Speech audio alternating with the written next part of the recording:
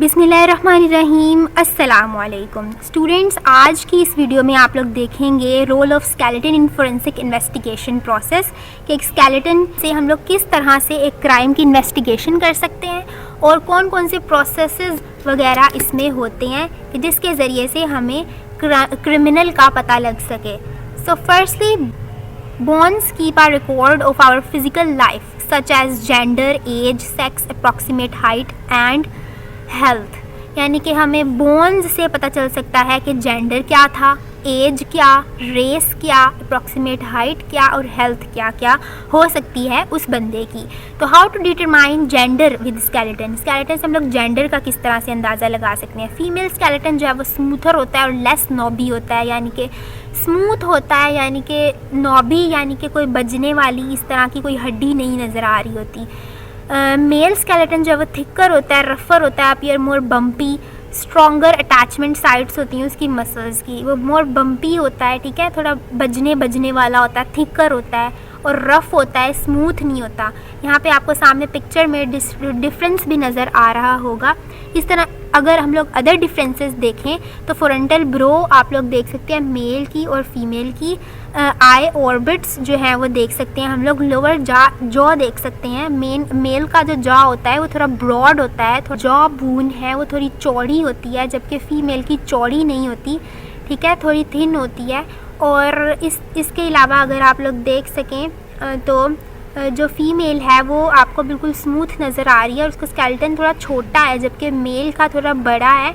और आपको four head पे देख सकते हैं मेल के ये जो आपको ऊंचे ऊंचे उभरी सी ये जो आपको मसल अटैचमेंट साइट्स नज़र आ रही हैं फोर हेड पे, ये फ़ीमेल की नहीं है।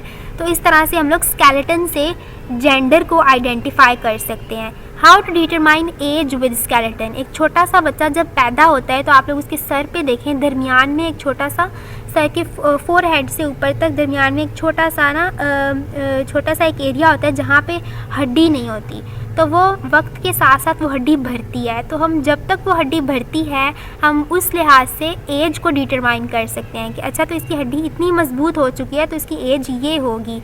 इसके अलावा बोन्स से भी अंदाज़ा लगाया जा सकता है कि एक बच्चे में कितनी बोन्स होती हैं, एक बड़े में कितनी बोन्स होती हैं, ठीक है। जिस तरह हम दांतों से अंदाज़ा लगा लेते हैं कि 22 जो है वो बच्चों में दांत होते हैं, जबकि 32 एडल्ट्स में दांत होते हैं। तो इस तरह से हम लोग बोन्स का भी अंदाज़ा लगा सकते हैं। छोटे होते बोन्स ज़्यादा होती हैं, 300 प्लस होती हैं, जबकि बड़े जिस तरह होते जाते हैं कुछ बोन्स जो हैं वो डिज़ोल्व होती चली जाती हैं तो वो कम रह जाती हैं।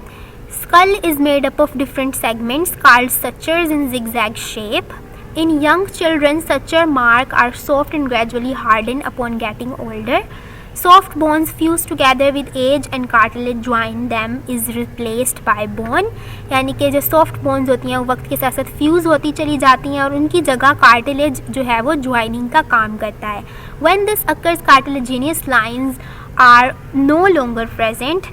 The age that this occurs is depend upon the type of the bone. The head of long bones, thigh, upper arm bone, totally fuse to its shaft as a child grows.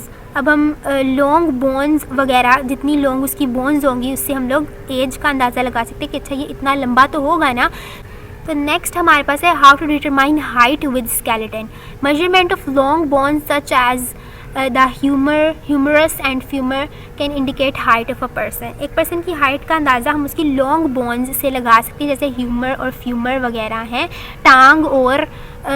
टांग की जो हड्डियां हैं दोनों, इससे हम अंदाज़ा लगा सकते हैं। Can indicate height of a person. Calculation और based on mathematical relationships determine a large pool of people are dependent upon race. अब हम हाइट का किस तरह से, अप्रॉक्सीमेट हाइट का हम किस तरह से अंदाज़ा लगा सकते हैं। अगर हमें उसकी फीमर की लेंथ का पता है तो हम लोग क्या करेंगे, 2.32 को मल्टीप्लाई कर देंगे उसकी फीमर की लेंथ के साथ प्लस 65.53 उसकी हाइट एस्टिमेटेड लिखेंगे और उसका आंसर जो होगा वो 158.33 सेंटीमीटर्स के अकॉर्डिंग या कि अराउंड अबाउट आएगा। तो इस तरह से हम लोग हाइट का अंदाज़ा लगा सकते हैं। How to determine race with skeleton.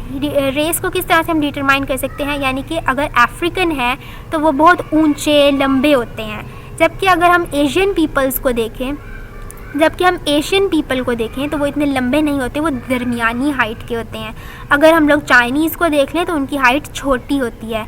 तो इस तरह हम रेस की आइडेंटिफिकेशन कर सकते हैं। और किस किस चीज़ों से हम लोग रेस की आइडेंटिफिकेशन कर सकते हैं? शेप ऑफ आई सॉकेट वगैरह की शेप से, विद फेस की विद से, एंगुलेशन से, जॉ की, फेस की, और present absence of nasal spine वगैरह का भी हम इससे देख सकते हैं कि किस तरह की नेज़ल की स्पाइन है, तो हम उससे रेस का अंदाज़ा लगा सकते हैं। आजकल के ज़माने में ये मुश्किल होता चला जा रहा है क्योंकि क्रॉस ब्रीडिंग होती है। अमेरिकन अफ्रीकन से शादी कर लेते हैं, या पाकिस्तानी जो है वो किसी बाहर की लड़की से शादी कर लेते हैं। तो क्रॉस ब्रीडिंग की वजह से ये चीज़ थोड़ी सी मुश्किल हो सकती है, यानी कि रेस को डिटरमाइन करना। सो होपफुली आप लोगों को पता चल गया होगा कि स्केलेटन से हम लोग किस तरह से इन सब चीज़ों का अंदाज़ा लगा सकते हैं। नेक्स्ट लेक्चर हमारा होगा on forensic radiology. So till the next one, Allah Hafiz, take care.